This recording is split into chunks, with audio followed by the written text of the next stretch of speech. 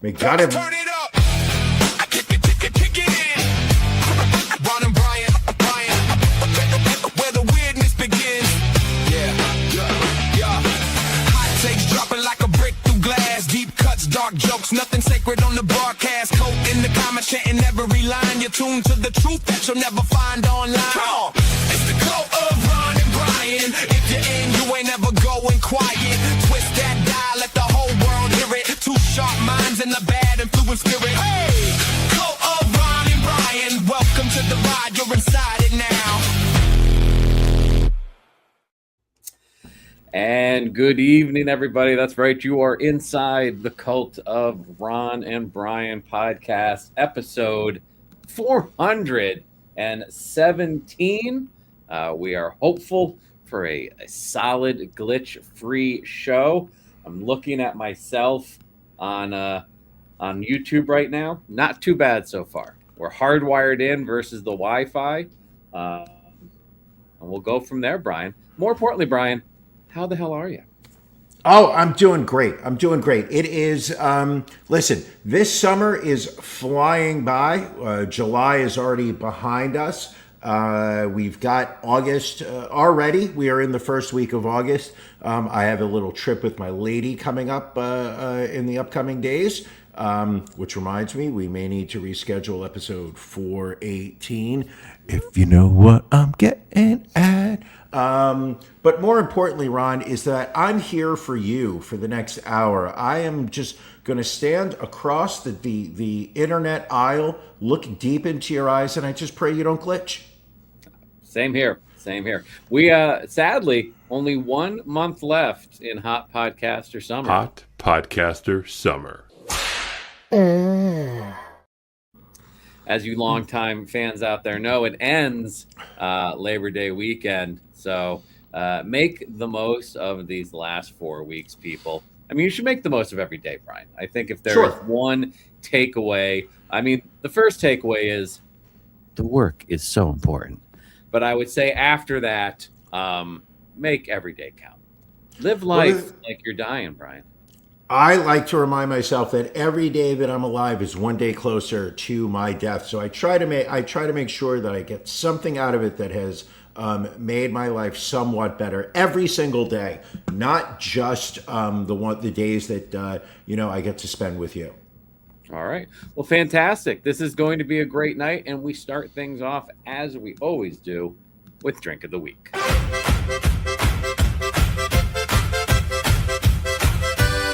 Welcome aboard, don't spill your brew. We've got 1 cup and maybe 2. A mystery pour in a paper sleeve, the kind that makes the wise men grieve. Hey! Drink of the week, drink of the week. Raise it up, let the anchors creak. Drink of the week, drink of the week. Bottoms up for the Cult of Ron and Brian podcast. Oh, if that does not get the blood flowing, Brian, I don't know what does. Brian, people often ask us, you guys, you're the number 3 podcast show in the country. You are busy professional men.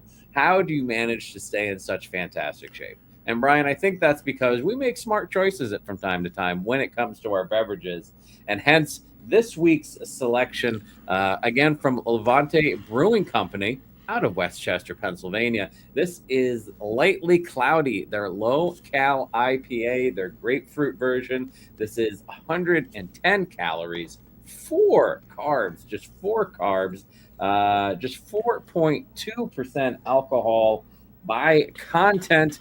Looking great in that frosted glass. Brian and I are once again drinking the same beer. Brian, I would like you to take a sip. I've had this beer before. I would like you to take a sip and give us your thoughts on this beer.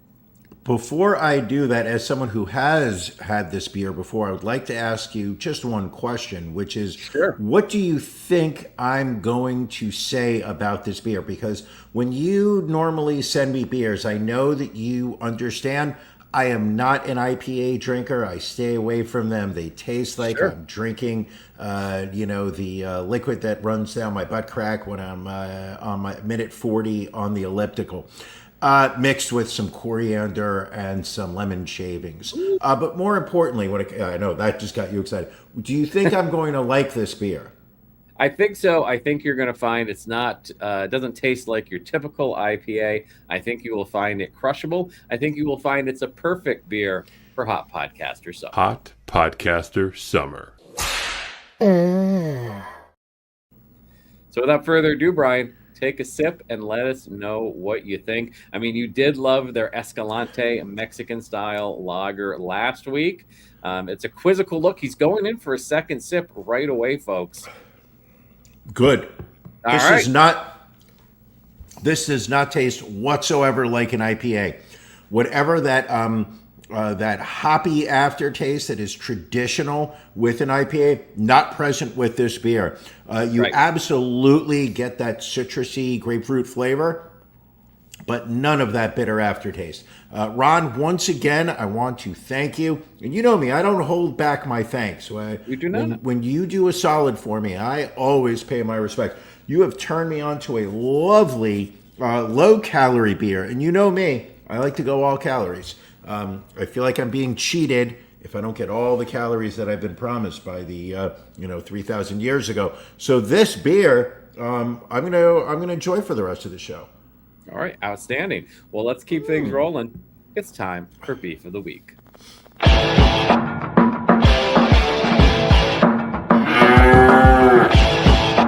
Ron and Brian's Beef of the Week.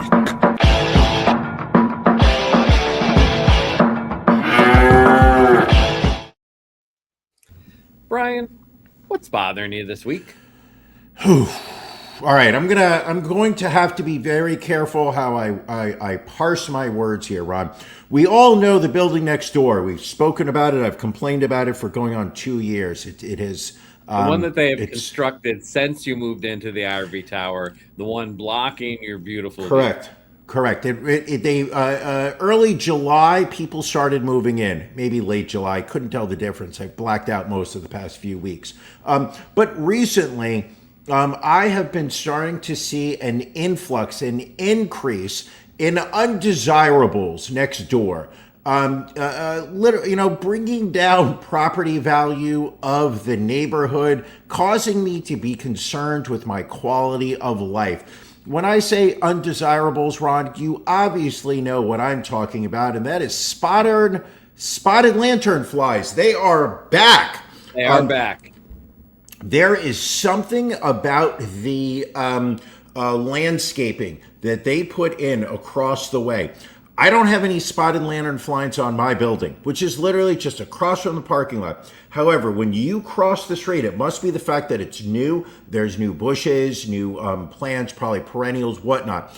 There are so many spotted lanternflies across the way from me that when I walk out in the morning and as I walk to the train station, it literally is just how many can you step on as you walk the block where this building takes place. I don't know what this building did that attracted them. I don't know if it brought in spotted lanternflies, but they have taken over West New York, and I am not pleased by it. They are a nuisance. That's what they tell you to. When you see them, you kill them. Which is what I do, but I'm going to tell you something. When I eventually, I'm going to get to a point where I'm not allowed to walk in my apartment with my shoes because my lady is going to just be disgusted by the underside of my shoes. But for now, she still lets me walk in. I have to change as soon as I walk in the door. I can't make more than one step in the door and then take the shoes off. But I'm stomping on these things, and every now and then they try to fly away, but I'll just run after them. But yes, this building next door has brought in the spotted lanternflies for the year, and it's nasty. Terrible. I mean, to be fair, your wife has been slowly moving towards, I think, keeping you out of your home permanently at some point. Ron, every day my key fits that lock is a day I am shocked upon returning from work. Just Take a deep shocked. breath. I mean, Billy pretty much touches on it here. Isn't she usually disgusted when you walk in the front door? Usually, yes, and especially during this summer. The Hot Podcaster Summer? Hot Podcaster Summer. Because when I walk in the door and take my shirt off, I have sweated through. So what she calls it my face. She says I have a face because basically I have like two large sweat stains like right here, and then Sure. a third one like over at the belly. So it's not like the chest, it's below. It's like this area. There's two large sweat stains here, and then like one a little bit over like the navel. She's like, "Oh, let me see your face today. What's it look like?" And then, but it's just a sweaty mess. So I've actually gotten to the point now where I am showering in the morning before I leave, and I'm showering again when I come home from work. It just makes sense. It's just polite. Humidity. What you got Hurtful. Ron, let me ask you a question. there? Yes. What's bothering you today? Well, Brian, last week it was our school district here in Cheltenham or Cheltenham. Ooh, depending on yes. what country you're from. Now it's the whole township, Brian. Oh my God. We have an ongoing issue where our township, like a lot of many other local governments, when they can't solve a problem, they sell it to private equity and let private equity handle it and charge us additional fees. Of Now course. it's apparently a local pool, which that rather than redevelop, they're going to give it to a private developer to build on some private land that they're doing here. And I enjoy following all the drama in our local Facebook pages, but people are clearly pissed off, and they're saying the township commissioners are saying they aren't hearing from anybody about this. I'm like, you know what? I'm going to do my civic duty this time, Brian. I'm going to put together a letter. And I'm going to email it to all 7 commissioners. Sure. Because I think it's kind of bullshit. Like, they privatized our water and our sewer. Like, it used to be paid for in our taxes. Now we're paying a couple $100 a month for it. They instituted like a wastewater fee. Our roads are crumbling. Our buildings are crumbling. They don't know if they can keep the libraries open. They don't know if they can keep the fire stations open. And just the quality of life for the price we pay to live here has gone downhill. Out of the 7 county commissioners that I wrote to, how many would you say wrote back? I'm going to say you got a generic response from 1. I got 2. I would say Oh. not quite generic, but just kind of. I did this laundry list of things that are Agrimath Township, and they're like, Sure. and the one that responded, she was like, "Well, we've never done public hearings for pools before," and that was it. Didn't address anything else. And the other person was like, "Well, I just joined a year ago, but you can always join the budget meetings annually on this date." Nothing to do with the actual issues at hand. And the other 5 just radio silence. Now, is there any chance you'll read this letter on the show that you wrote to them? Is there any way you possibly could? Because I believe it will be it will come across like a civic Karen. Like, not a Karen as in like, how dare they try to have a barbecue in the park. I just think that it will be like a civic, like, we used to pay nothing for our water, and now I'm spending hundreds of dollars every month so that I can maintain the water level in my backyard pool that is shut off to the rest of the community. But I'm going to complain about the public pool that people who are poor and don't get to use their own private pool that they have to use. Not quite. I was Aw. actually I actually ran it through Claude just to be like, I feel like I may be a bit sarcastic here. Can you maybe tone me down a bit, make me a little bit more professional? And I feel like maybe one of these days we'll read it if we have nothing else to talk about on the show. What? Are you kidding me? We have Donald Trump in. We have a Donald Trump in the White House. There is no way we will run out of things to talk about. All right.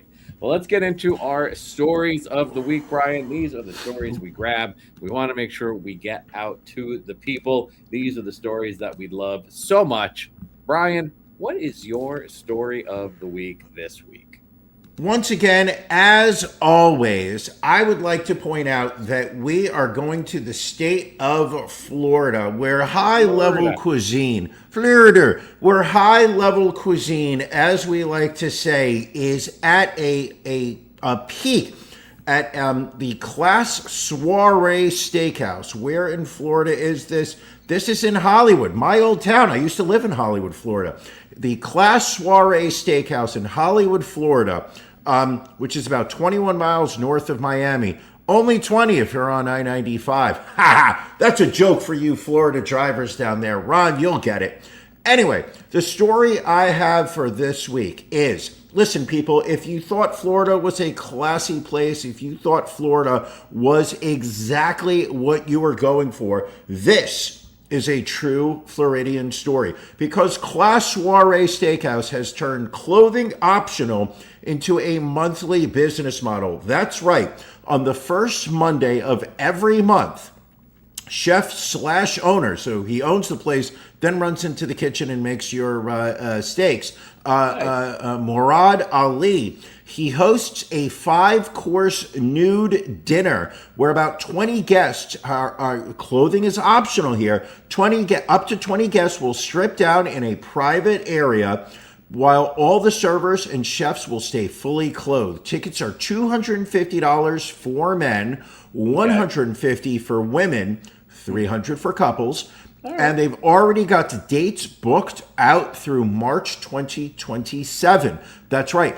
Guests will get a robe, a towel, and a seat cover. Thank God. The menu's the same fancy stuff as they usually serve. And when I say fancy, I say Florida fancy. It will be filet mignon. You will get a Florida lobster tail, truffle mac and cheese. By the way, I think anybody who likes truffles is trash. Way overrated. Mac and cheese is good enough. Do not put truffles on top of macaroni and cheese. And it's eaten in the buff at a 14-seat communal table. Here are the rules for those who are already taking out their credit cards.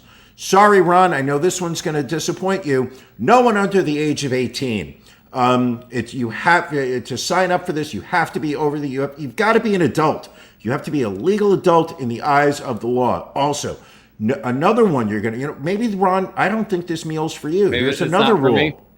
Here's another rule you're going to have a problem with. No touching without consent. I mean, I remember when we were in college and we would go to the Denny's, up on, I believe it was Western Avenue. We'd go there at night, prepare for our college radio show.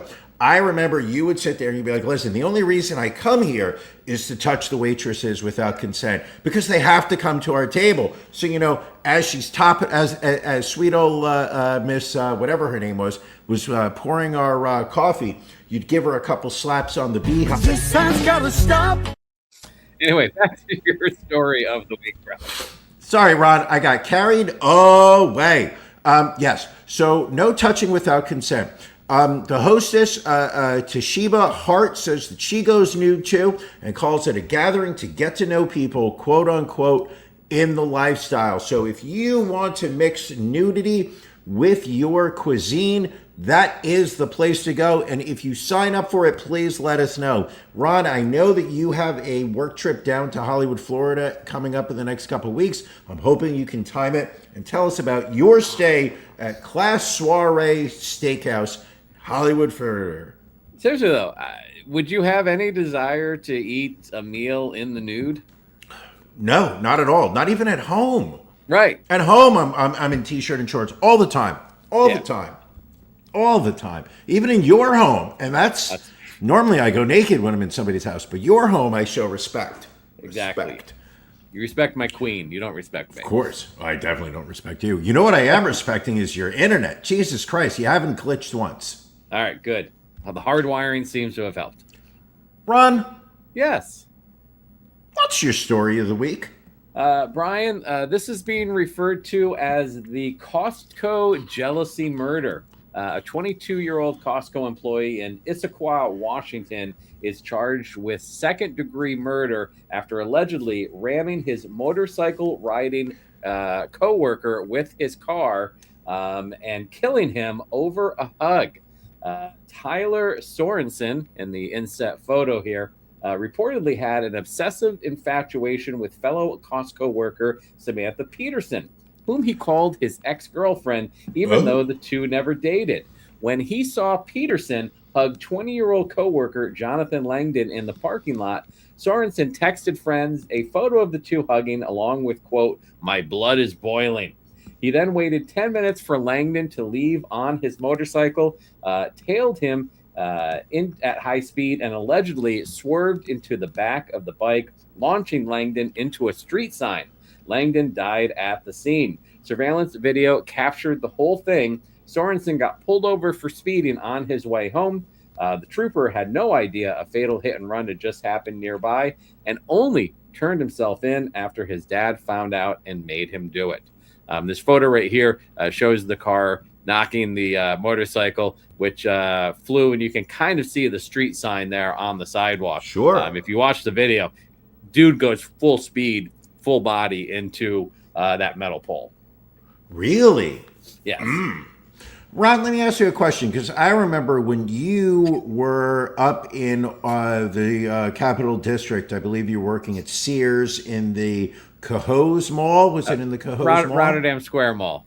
If you're going to go on a tangent, at least try and get some of the facts correct. No. This is a story you told me. I remember you told us multiple times. I remember there was a woman that you used to work with. I believe her name was Margie.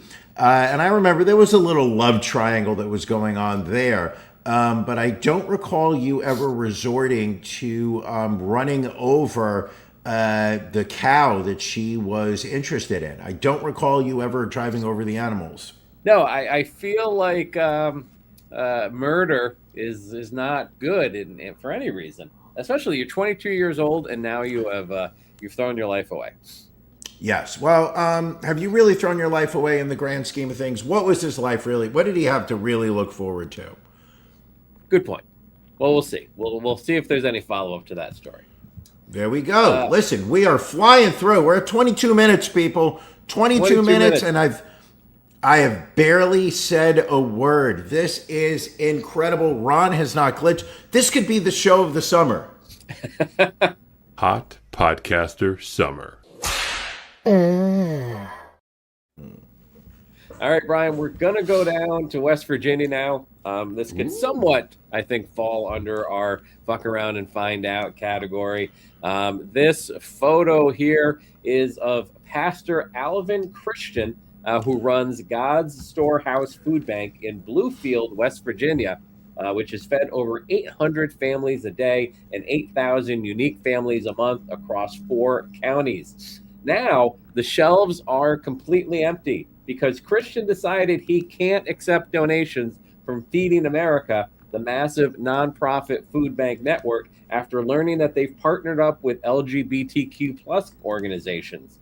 In a now deleted Facebook Live video, he called being tied to that, quote, totally an abomination against God, and said he'd rather wait on God to open another supply door than take help from anyone connected to the gay rights movement. He insists he won't turn away or discriminate against any person who needs food, just the organization that was actually feeding them. After backlash, he posted a follow-up claiming it was a misunderstanding and that he was only refusing to buy from LGBTQ-linked groups. But Feeding America is a nonprofit that donates food. It doesn't sell it. Research shows LGBTQ plus adults face food insecurity at roughly double the rate of others. Hold on. So he's saying that he's fine if an LGBTQ person shows up to take the food. He's saying he won't accept. He won't accept. I mean, first off, he looks like he works at Price Chopper up in Saratoga Springs. Right off the bat. I mean, I know you say he's from West Virginia, but looking at the way those eyes are very close in that cranial snatch, I'm going to say he looks like he's more from Saratoga Springs or adjacent. But I mean, if there's anything that tells you that we've lost our way with organized religion, is a church out there right now that is refusing aid because they don't like where it's coming from, even though it could go to people in need. Right. We've lost, especially in this day and age where costs are rising through the roof. SNAP benefits have been cut. People are having the hardest time ever, I think, in this country's history since the Depression. And this guy's going to be the one to decide, playing God almost, if you will. Almost correct. Absolutely. And he's just got a terrible mustache. Well, on top of all that. Top of all of it. Yeah, it's just hypocrisy. There's nothing. Listen, if you want to go out there and find hypocrisy in the religious organizations, a dime a dozen. You'll find it everywhere. As a man who's never read the Bible, Old Testament or New, I feel like religion today has, and possibly religion from day one. For those religious scholars out there, save me. Save me, not save my soul, but just save me from having to hear your rantings. But it just feels like there was this guy, Jesus, who taught a message of just take care of others and actually even more so, take care of those that need to be taken care of more than anyone else. It feels like that message has been lost along the way. But don't you remember the story of the loaves and the fishes, about how he also made steaks, but the steaks were from an LGBTQ butcher, so he only handed out the loaves and fishes? No, I do not remember that. Exactly. But I'm going to trust you. I'm going to trust you that there was a story about an LGBTQ loaves and fishes. I don't know. I don't know religion, but I just feel like if there is a God up there, if there is an entity up there, for the love of God, I want to believe that entity it just cares about making sure that people are better off than they were yesterday, and is not trying to just be harmful. All right, Brian, we've been doing a ton of flock camera stories over the past couple of weeks, and we've got another one now coming from Wisconsin, where police used the flock automatic license plate reader network to track a man's travel patterns between Wisconsin and Michigan, and then used the fact that he, quote, travels to Michigan frequently, a state where marijuana is legal, as part of their justification to search his car.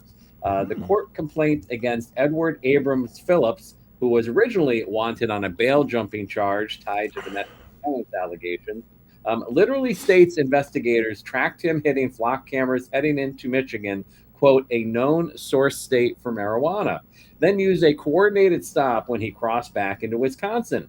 The bail jumping charge got dropped. He was ultimately convicted of only marijuana possession, the surveillance network was arguably built to help find in the first place.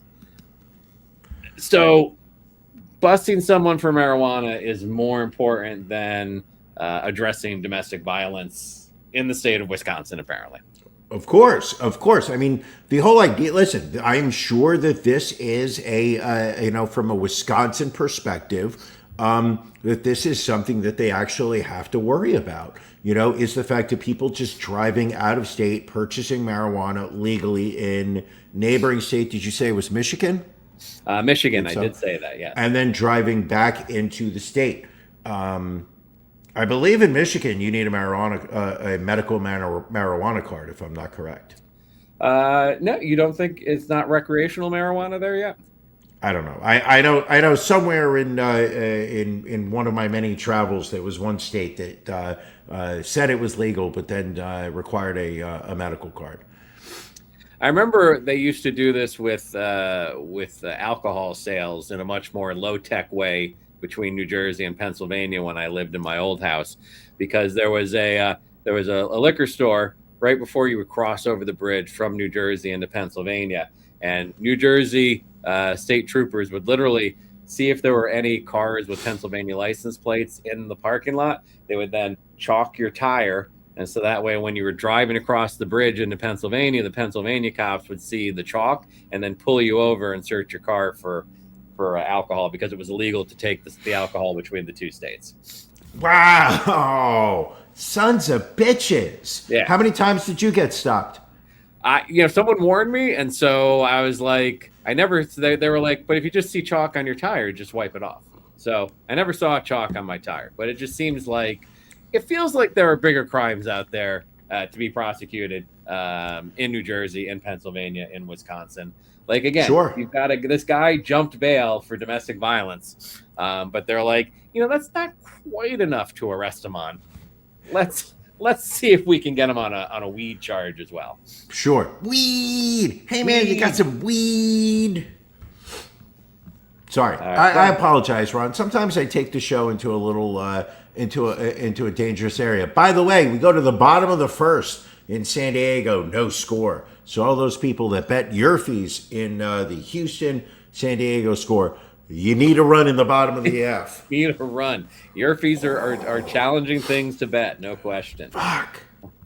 Next up, Brian, Wingstop is going cashless. Wingstop locations are quietly going cash-free, and customers are furious about it.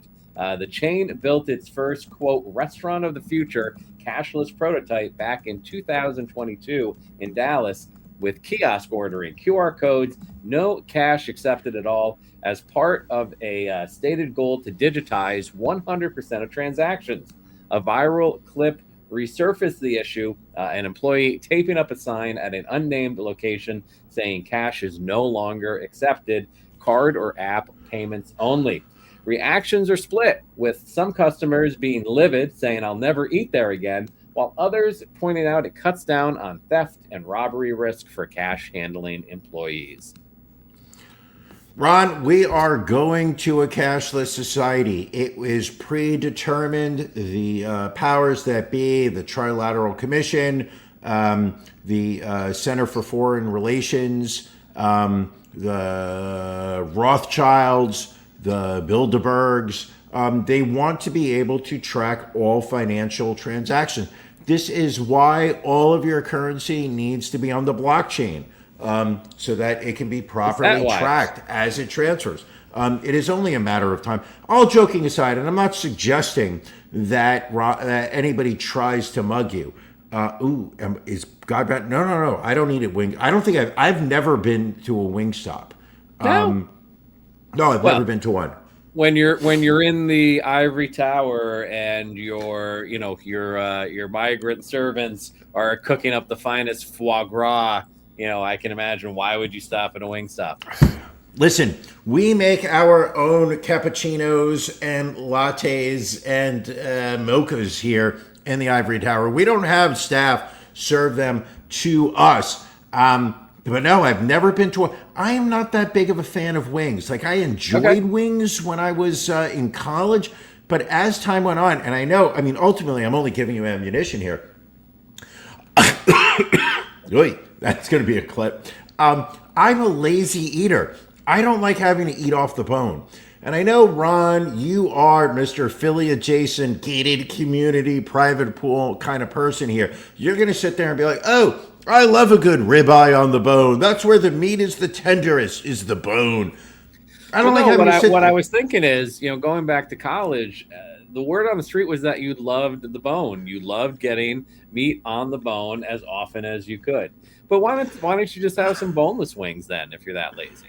Because that's not a boneless wing. That is a chicken tender. It's a chicken That's nugget. a chicken. It's a chicken tender. I don't know what that is not a boneless wing. But to have to sit there with this side thing, like ripping it up, and then you got to That's stick why your tongue in between. I like the drumsticks. flat. I'm not a fan of flats. I know. All right. Well, a couple of your girlfriends in college were, so I don't know what you're talking about, Ron. Hi-yo! What's interesting is I've started to see a lot of posts on Facebook from small businesses that are starting to go cash only because they're getting so many chargebacks from people on food that they're delivering to the right people. Like this one store had 8 orders over 2 weeks that this person bought on a credit card, ended up having to give that person back like $1,000 because now, the Ron, I have a credit card question. companies always side with the card holders. But why would you do that to your local food store? I understand that you get a kick out of sitting there and canceling your DoorDash order after it's been delivered. I know you say free food, it's awesome. But why would you screw a local establishment? Not something that's not me, Brian. I hope it's not Chef. I hope it's not Chef. Citizen. I hope you are not screwing over Chef Vargas. Big fans. Big fans of Perfect Chef example, Vargas. we Chef are. Vargas is cash only. You remember that. The last time we were there, we had to have cash. You are correct. It's only a matter of time. And the problem is, yes. Here's another question I have for you. How many stores in your area are charging a premium for using a credit card, where there's a price on an item, but 3% more if you use a credit card? So I would say my dry cleaner and our local coffee shop does that. Dry cleaner. Oh my gosh. How affluent are you that you don't even take your clothes to, like, oh my gosh, you have to Where would I take them other than a dry cleaner? Are you on a first name basis with your dry cleaner? Like, do you walk in there and go, "Oh, hello there. I've got 4 suits and some silk shirts that I have to drop off." Just no starch. No starch this time. I'm a light starch, firm collar. Scrub the collars. So you do. Oh, you're such garbage. Oh, you are so out of touch with the common man. So out of touch. You have no sense of what the common person, the struggle that Americans are going through on a day-to-day basis, and you're worried about your light starch stiff collar. By the way, stiff collar was your nickname in college. Next up, Brian, as many people remember during the COVID pandemic, when the vaccines came out, we were a huge fan of Moderna, Brian. What is Moderna? The gold standard. Exactly. Well, now, Brian, the FDA has approved Moderna's Efflusiva, the first ever flu vaccine built on mRNA technology, the same platform behind the COVID shots. It's approved for adults 50 to 64 and 65 plus. In a late stage trial, it was up to 27% more effective than a standard flu shot. The twist, this happened under Health and Human Services Secretary RFK Jr., a longtime mRNA vaccine skeptic whose agency had been slashing mRNA research funding, and the FDA initially refused to even review the application before abruptly reversing course a week later. Moderna expects doses ready in time for the 2026-2027 flu season, though a federal judge has blocked the CDC's Vaccine Advisory Committee from convening, which could complicate insurance coverage and distribution guidance. Ron, do you get an annual flu shot?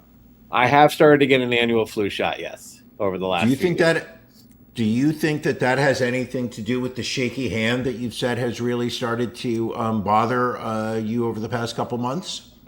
I don't believe so, no. It's What? the shaky hand, that's my shooting hand. What do you shoot? Minorities and frogs? Oh, jeez. Next up, Brian, we've got a story what else? about RFK Jr.'s doctor and his, quote, nearly orgasmic poops. This is Dr. Sean O'Mara, the guy behind the Living Diet Carnivore and Fermented Foods Plan, followed by RFK Jr., J.D. Vance, and cabinet members Sean Duffy and Howard Lutnick. He told the New York Times Magazine that eating this way produces bowel movements that are fast, odorless, and, quote, nearly orgasmic. His exact words: when you start eating healthy, you don't need toilet paper. Animals in the wild have no residual stool on their anus. He claims that he could, quote, have a bowel movement behind a sheet at a dinner party in the corner of the room and no one would know. RFK Jr. credits the diet with a 20-pound weight loss and improved heart symptoms. Vance adopted it during Lent and stuck with it. Gastro doctors, unsurprisingly, are raising concerns about a near all-meat diet stripped of fiber. Ron, I remember when we were in college, you told me you were a big fan of movies where the female actresses actually would have a low-meat, all-fiber diet, and you would watch them take dumps in the corner of the room, and it would ruin the whole scene for everyone else. But you were the only one in the room. It was just like, this is a great scene. Look, there's no residual fecal matter there. Well, clearly, you need to follow this diet. I mean, does this guy look like someone that you would listen to? First off, I will never trust anyone who's high and tight on the sides, but goes for the messy look up top. I feel like I'm talking to a 17-year-old boy there. Next of all, he's doing a podcast. We can tell by the podcast microphone and the fact that he's clearly not in any type of studio, but yet he insists on still wearing scrubs, which just, and Ron, I understand. You don't want no scrubs. The scrub is a guy who can't get no love from you, driving on the passenger side of his best friend's ride, trying to holler at you. Very good. Continue. That's all I remember. That's all I remember. That's all you got. I thought there was a Left point you were making along the way here. No, I was just trying to work in the only lyrics, and you have to understand. Too many times I heard that song "Scrubs" before I got the hook. I could sing along to it. I don't want no scrubs. Scrubs is a guy who can't get no love from me. Hanging on the passenger side on the best friend. Trying to holler at me. Ron, I have a question. When you were, never mind, I was just going to make something up, but there's no point. No point. We only have 20 minutes left. The clock is ticking. So many stories left. Oh my gosh, how are we going to pack this all in? But you want to know something, champ? You're going to do it. Listen, this next story, Brian, very close to my story of the week. A Jonesboro, Arkansas. Brian, I do not have a wild side. Brian's imagination is a little bit off the hook. Are you kidding me? I make nothing up. There's nothing here that is not true. Rod, you were a wild man in college, which is why I think we're so happy that you found Mrs. Ron, because she really tamed you. She tamed the beast, as we like to. Back in college, I remember you would go to bar. You never came home with the same girl.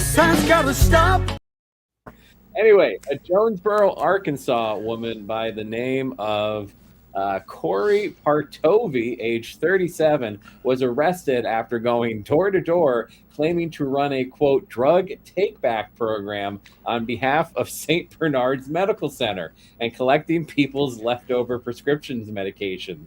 It worked until she hit the house of an actual St. Bernard's employee who immediately clocked this wasn't standard hospital protocol. When cops caught up with her, Partovi admitted that there were no instructions on what to do, but said she'd seen something similar in Memphis and wanted to help because she had a relative that had died of an overdose. She was carrying a purple bag with 16 hydrocodone acetaminophen pills and 17 Ambien pills that belonged to someone else. She's facing a felony drug possession charge plus theft and criminal impersonation. Listen, this is one of those ideas that, sure, was it illegal? But also brilliant. You got to give her... Listen, I'm going to be honest with you, man. If it wasn't, my local Dwayne Reed that I go to, they have a little machine, a little box, towards the pharmacy where you can throw your... Here's another... You can't throw your unwanted prescription pills in there only if you are putting them in their original wrapper. You can't just throw them in a little Ziploc bag. Why? I don't understand. This woman was doing a community service. Keep in mind, is this or is this not the same town that has that God hates F slurs church? Isn't that the same town, Waynesboro, Arkansas? This is Jonesboro, Arkansas. Jonesboro, Arkansas. Are you sure that's not the same town? Because this woman, she's doing a community service here, Ron. And this reminds me of work. This reminds me of that time in college, Ron. You're just gonna skip that one for the sakes of the listeners. Do I need to say it? We all know where I was going with, Ron. You were so popular when we were in the SUNY all. This time's gotta stop. I haven't had to use that clip as many times in a while. Ron, we still got 15 minutes. 15 minutes of me making wild accusations of behavior you exhibited back in college. We're going to New York now, Brian, where Mount Vernon Deputy Police Commissioner Jennifer Lackard and her ex-con husband James Lackard have been arrested for allegedly driving their 20-year-old son Chase to a gang shooting in the Bronx, then acting as his getaway driver after he opened fire. Prosecutors say the family drove to the Grand Concourse on June 29th, just minutes after Chase's own court appearance on a 2024 gun charge, and the parents sat up front in the family minivan while their son, allegedly a member of a gang called Slutty Gang, fired a semi-automatic out of the window at rival gang members. He missed, and all three were arrested. Jennifer was fired from her $138,000 a year job hours after the news broke, and the department scrubbed her from its website. Dad James, who has a prior heroin dealing conviction, was reportedly out of state and not yet in custody as of the arrest. Ron, this is a story that is local here in the tri-state area. So the CBS, NBC, ABC, Fox, PIX, Channel 9, local news, Channel 55, they've been all over this story. And this is where you understand that these are not the brightest criminals that are out there. Is that the police have their text messages.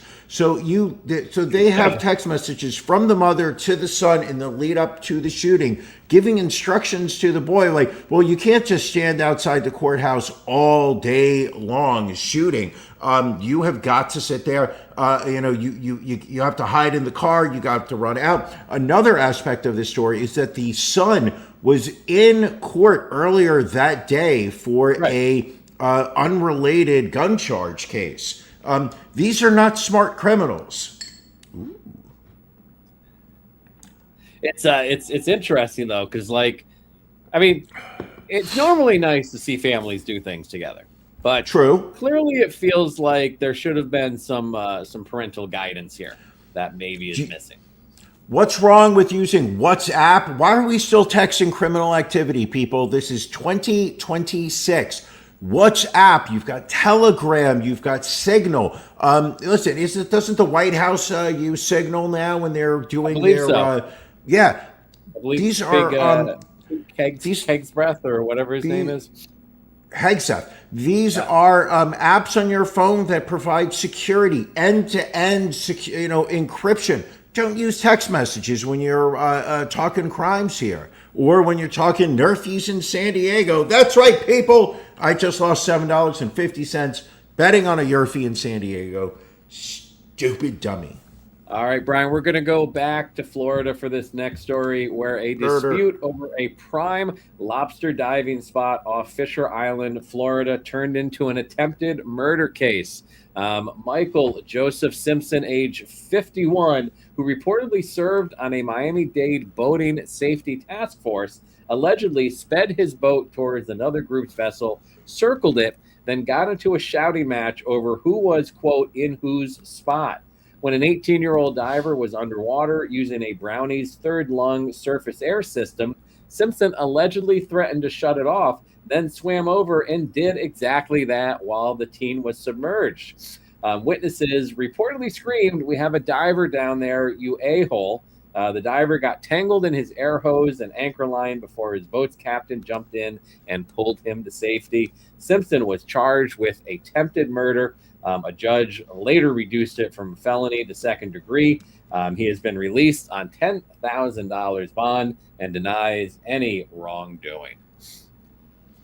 You think he's coloring his hair, Ron? Because I don't see a lot of grays there. He has the same number of grays as you do, and I can't understand how, 50. I'm 51, and I can't imagine. I can't imagine why I have so many grays. I think it's all the lies you tell. Now the lines around his face. Do you think they line up with the paper bag filled with glue that he was huffing through his 30s? Because they look like it's been like rough 50 years for this guy. I think Janelle said that, and she is correct. Very much on point. She is absolutely correct. Listen, people, I know substances are fun, They're fun for a period of time, but you will eventually pay the price. You cannot get away with anything in this life. Now, let's see. I'm sure you have another upstanding member of our society to talk about.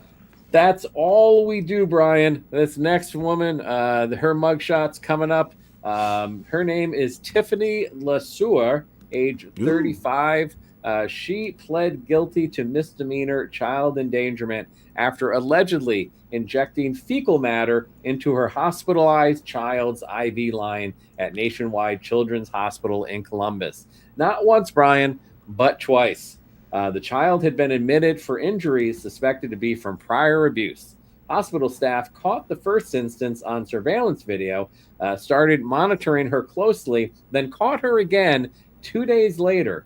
Footage allegedly showed her going into a bathroom with a cup, coming out with what looked like fecal matter, then loading a syringe and injecting it into the IV port.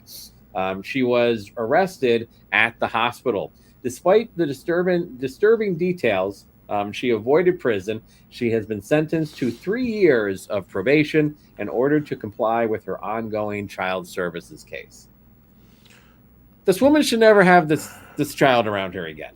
This woman, this woman, first off, should be in prison for a long time.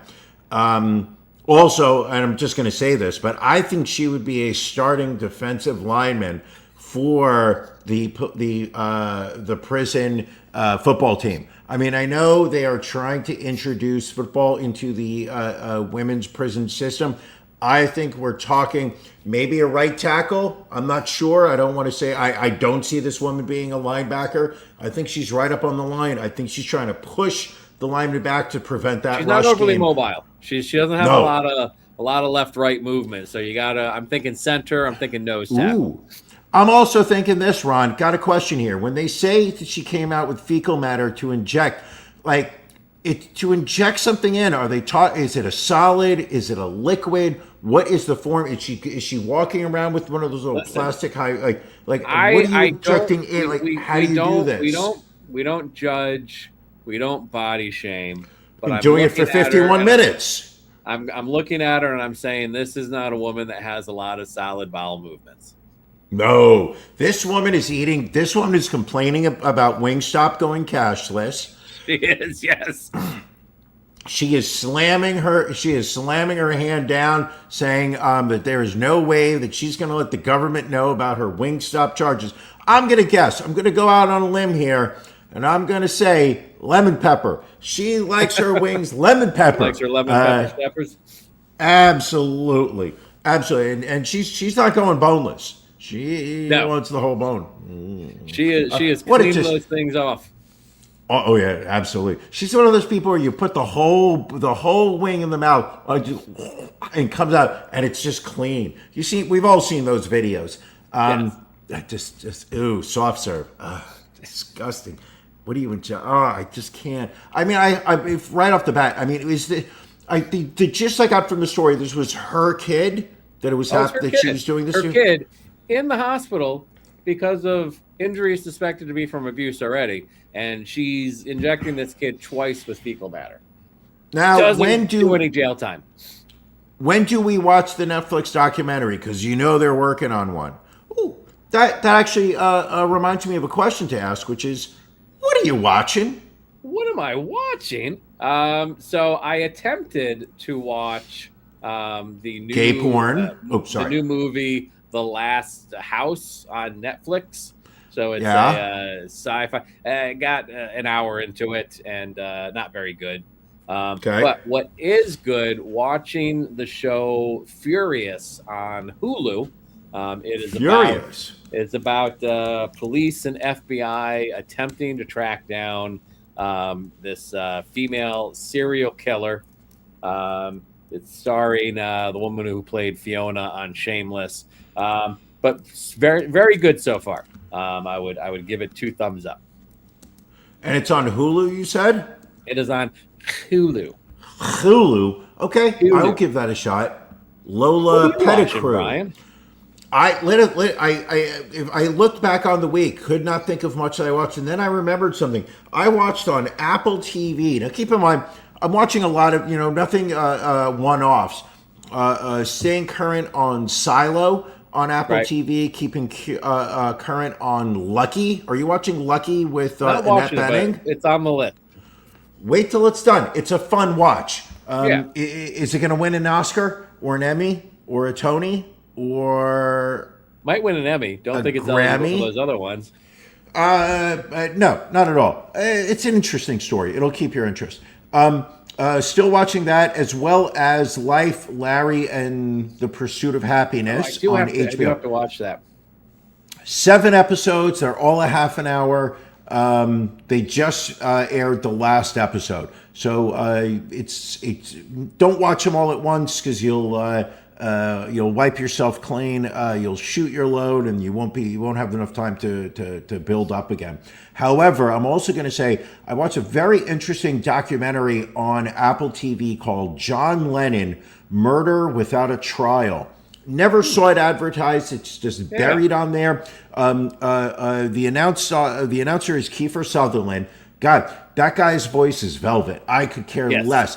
Both he could read something, or if his father, rest in peace, Donald Sutherland, if either of them ever did an audiobook, I didn't even care what the book is. I'd listen to it. But the story is basically, it's a 3-part. Each episode's probably about 40 minutes or so, but it is about the last 24 hours of John Lennon's life. They interview people that interacted with John. They interview people that interacted with Mark David Chapman, excuse me, David terribly Chapman, yeah. sorry. Mark David Chapman, as well as people that were working at the Dakota over on Central Park West. Then they then talk about what the days were like post assassination.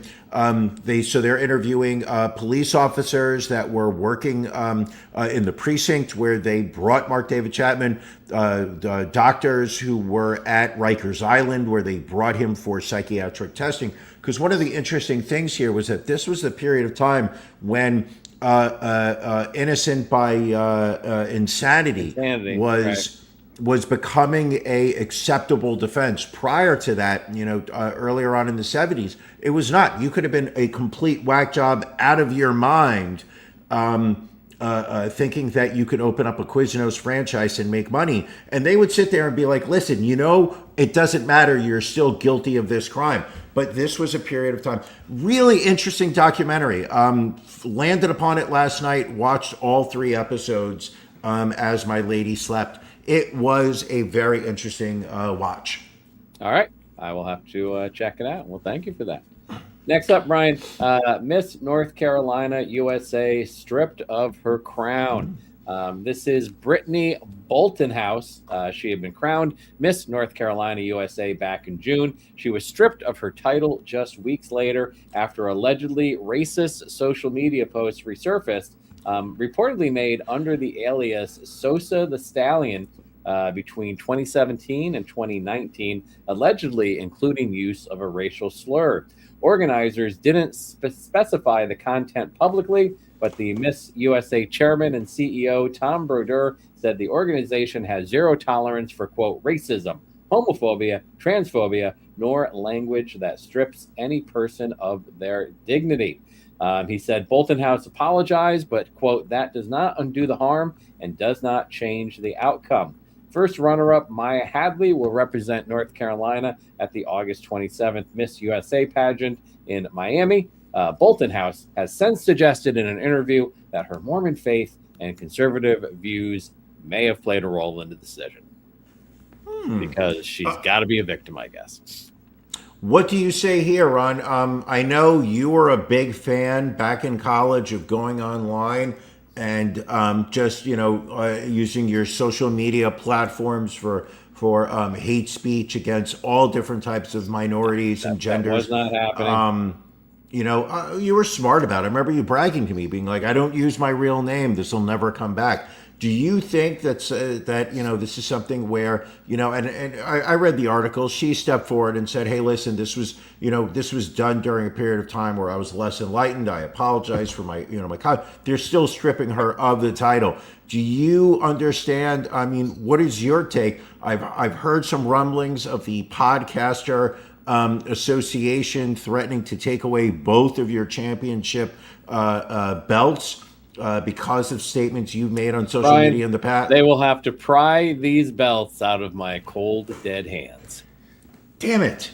Damn it. This Super Bowl cannot come fast enough. All right, Brian. I don't know that I've been as excited about an upcoming docuseries as I am about this story we're about to cover here. Back in 2006, a decade after his murder acquittal, O.J. Simpson starred in a pay-per-view hidden camera prank show called Juiced, where he dressed up as Elvis, an old white man, a janitor, and more to prank unsuspecting people, capping it off with, "You got juiced." It barely made a ripple and was mostly forgotten. I don't recall this at all because I 100% would have watched it. No, But no. now the ID channel is dragging it back into the light with a 4-part docuseries, OJ Unseen, Exploitation of Evil, premiering September 7th and 8th on ID and HBO Max. Former ESPN anchor Jamil Hill says bluntly in the trailer, quote, "There's no way anybody with half a brain cell thought a show about O.J. Simpson pranking people would be a good idea." Insiders reveal the show may have secretly been designed as a front to get O.J.'s confession while he loosened up with drinks, with new behind-the-scenes footage capturing Simpson saying, quote, "We shouldn't be talking about this on camera. I know exactly who did it." There is nothing that will keep me from watching this 4-part docuseries when it airs. The moment it airs. Yeah, let me know when it airs because I am watching this. I am watching this. Woo! How did we miss this in 2006? I have no idea. It's upsetting to me that we did. Got juiced. You got juiced. That's fantastic. Oh. This looks like it looks like the skit on Saturday Night Live years ago when Eddie Murphy became a white man. Which is, by the way, what it looks like. Of Brilliant. all the things on Saturday Night Live, that might be the funniest thing that they've ever aired. When he goes to the bank and he's like, "I would like a loan," he's like, "Oh, here, how much do you just take it?" "Well, do I need to sign any paperwork?" No, don't. You don't have to pay us back. Just take it. Just take it. All right, Brian. I know you're a huge fan of QVC, and you recognize QVC wig entrepreneur Toni Bratton. She was mid-pitch for her Salon Select wig, running her fingers through the hairpiece when she said, quote, "It looks like you went and got a blowout at your salon." She immediately whispered, "Oh my God," tried to recover with, "and it looks beautiful," then completely lost it laughing and physically ducked below the counter out of embarrassment. Co-host Terry Khan kept her composure and smoothly rolled right into the sales pitch about a beauty sale. Bratton told TMZ she had no idea the camera was still on her when she dropped to her knees. Ron, do you? I know you've watched this video a couple times, correct? I have. It's hilarious. Hilarious. And I'm going to say this, and all joking aside, these people that are on QVC, their ability to just ramble. I mean, I'm jealous of it. I was going to say, they don't. You haven't hit your peak. You should be on QVC. I'm not good enough for it. About a juice. They don't stutter. They don't stammer. They don't say They don't say like. There's no filler. They are just constantly talking at a fast pace, and they're introducing a new feature of the product, working in how many items have sold, reminding you how to place the order, reminding you of the price, telling you about something about the product, letting you know when, how many they've sold, and it is circular. 24 minutes have gone by and they're still going. It is an impressive. Listen, salespeople, that is a skill I am truly impressed with. not the ability to sell cheap wigs online to unsuspecting Americans who are sitting at home too lazy to leave the house and just want to place a phone. Or I mean, do people still use QVC, or is it still or is it web based? Really? They're still clearly this one was on TV. Oh my God. I do remember working with coworkers who would complain about how their wives would watch QVC, and just like the number of boxes that never were even opened that they had just, accumulated in like, a third bedroom or a closet. It was just like stuff they would order, just got placed away. I remember they were selling like precious like stones. Oh yeah. Like not even like diamond. Gold, silver, and then a vacuum. Oh my God, it's so good. Every now and then, I remember when I was in college, I think it was college, we used to get high and watch QVC. We'd watch it for hours. It was so much, so entertaining to watch. Because 18 minutes would go by and you didn't even realize it. They were just nonstop. Like it was a meat. Yeah, seriously. All right. One final story, Brian, involving the Tour de France Femmes. Several women's World Tour cycling teams have formally complained to the UCI, accusing rival riders of padding their sports bra to cheat during Tour de France Femme time trials. The claim, a rounder, more, quote, filled out chest can act as chest fairing, smoothing airflow and cutting drag.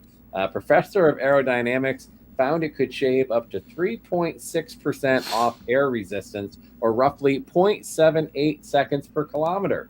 UCI rules already ban padding or accessories that modify the morphology of a rider. Teams want a female official to check riders in a private tent right after time trials to make sure nothing extra is stuffed in there.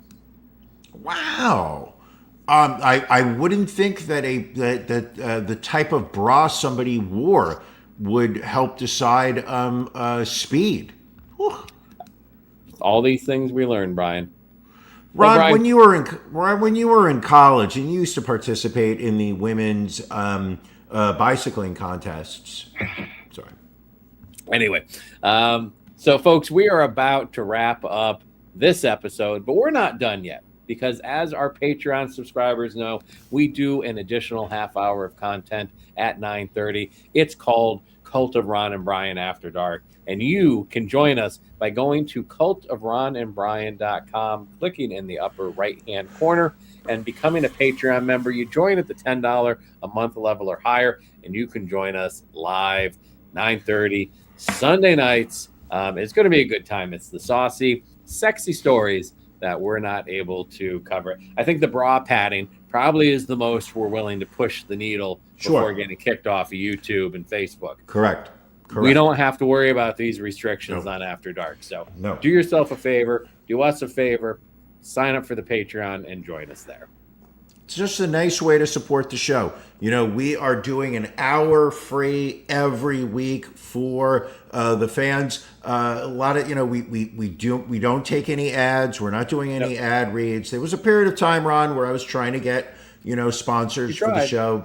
You squash that every week, by the way. But this is a way that you can help give back to the show. All these fancy graphics in the background, it all costs money. This is a way that you can help, Ron and I, all the money that we collect from the show goes back into the show.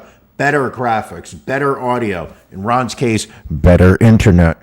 And these are all things that ultimately will make the show better and better. All right. Sounds good. Brian, anything else before we wrap up here this evening? No, nothing. Look at that. Quality entertainment.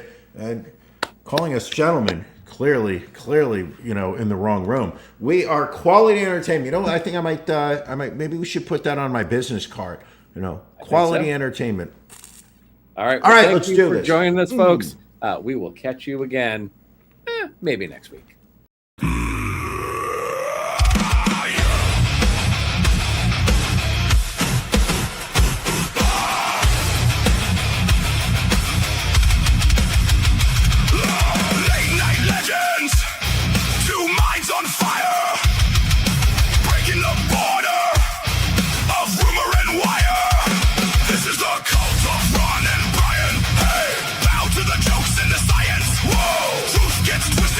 Keep takes rising. Orders given. Once you're in, you're never leaving.